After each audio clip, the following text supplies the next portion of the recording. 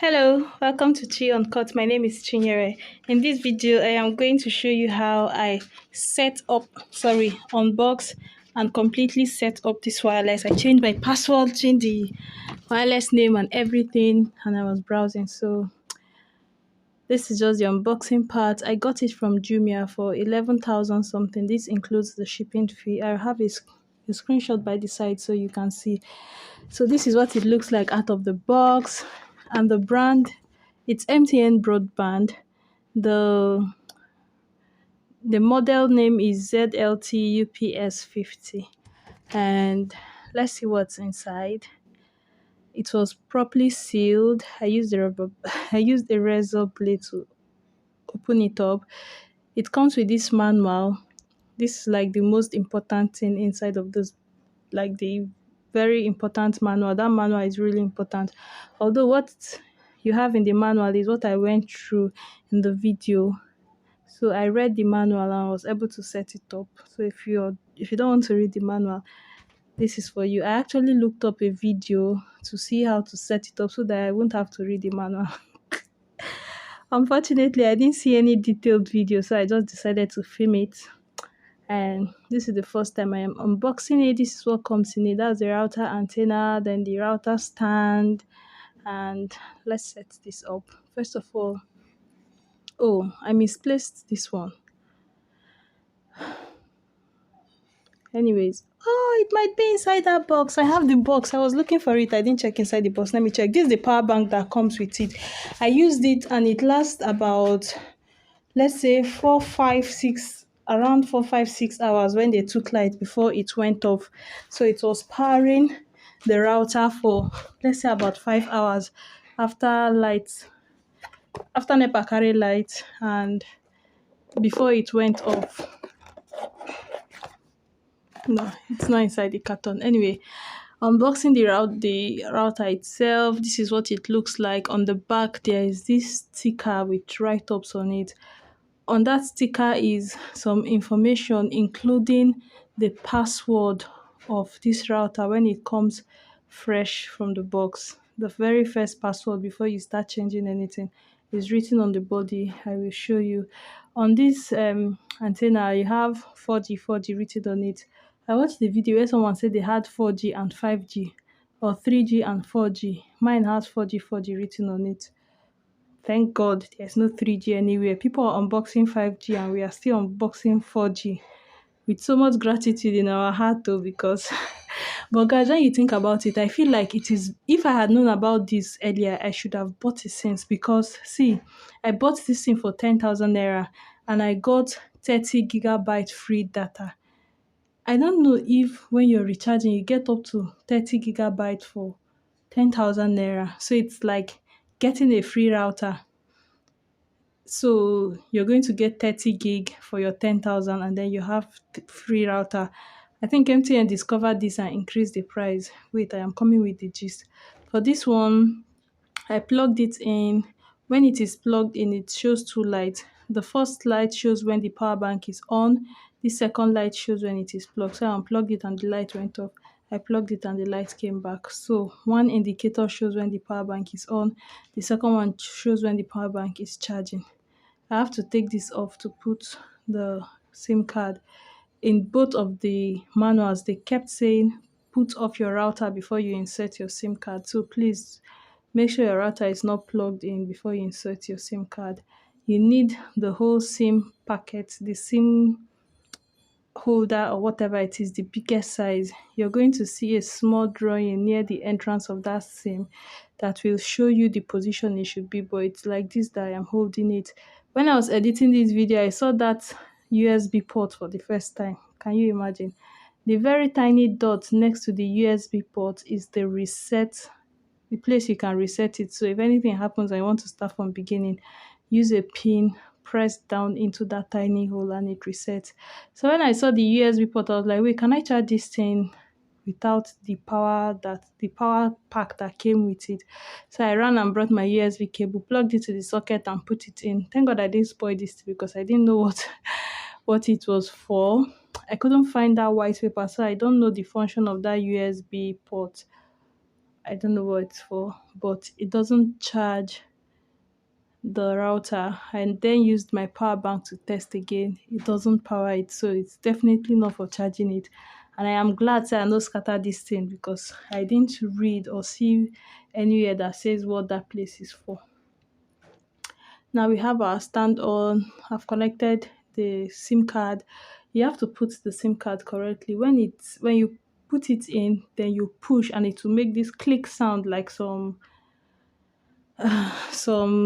SD cards. Then like when you press it and it clicks, it has entered. So once you put on your laptop, you will see this network first, this MTN 2G something something something with password, just as if you're seeing someone else's Wi-Fi with password.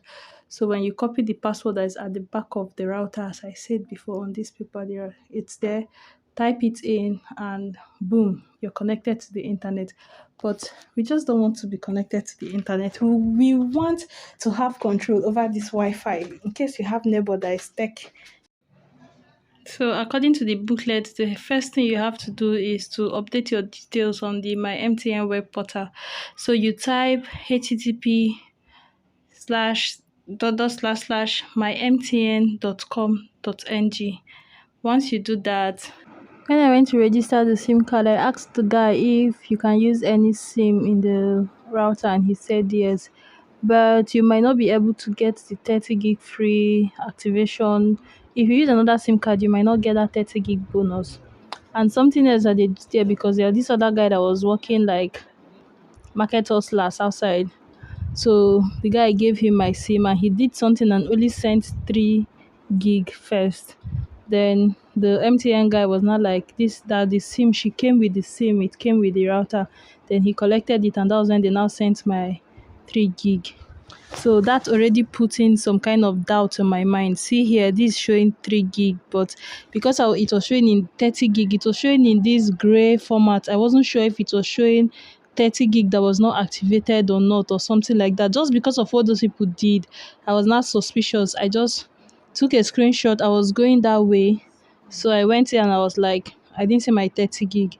And the guy then checked on their system and confirmed that the 30 gig is there, just because of what that guy did previously. So people that do not know, they can actually not give you that 30 gig. And those staffs are not like MTN staffs, but they work. I don't know exactly what it is, that guy. There's just one kind of wild thing that can happen there. Anyway, you're going to click on MTN number. Okay, when you go to register this SIM card, they are going to ask for your phone number. That is going to be an alternate number that you can use to control this router, because remember the SIM that comes with it will be inside of the MiFi. Is it a MiFi? It's going to be inside of the router. So when this came up, I put in the phone number of the SIM card in the router and clicked proceed. So it asked me, should it send the OTP to my phone number, the alternate number I provided, or to the router number. Since the SIM card is already inside of the router, I chose that it sends it to my phone number, and immediately I got the OTP and I input it. The next thing we will want to do now is to change the Wi-Fi name and password. To do this, you go to your browser and type this IP address 192.168.0.1. That is what I just did. And once it opens up, you're going to be asked to put in a password. The password you're supposed to use is admin, ADMIN in small letter. It's in the pamphlet, you see it there. So once you input that, you'll be able to go change the password name and the password and the Wi-Fi name. One very annoying thing is anyone you change, it will log you out. When you change the Wi-Fi name, it's going to log you out and you have to go back and log in again. If you change the password, it will log you out. It logged me out like 3 times. First of all, I changed the login password so that not everybody can just come around your space and log into this website and change the information about your Wi-Fi. That's why you need this password. So after putting on this login password, it's going to log me out, and then I'll use the login password to come back in. I then changed my wireless Wi-Fi name. It logged me out. and I had to log in again. Then when I still changed the Wi-Fi password, not this login password, it logged me out. It was very annoying. Maybe it's necessary, but it was really annoying. Something else you can do, the changing of password and everything, you see as I'm doing it on the screen. Oh, something else you might want to know is that this thing comes in two frequencies, 2.5 or 2.4. I don't know if it's 2.5 or 2.4 gigahertz, and then 5.0 gigahertz.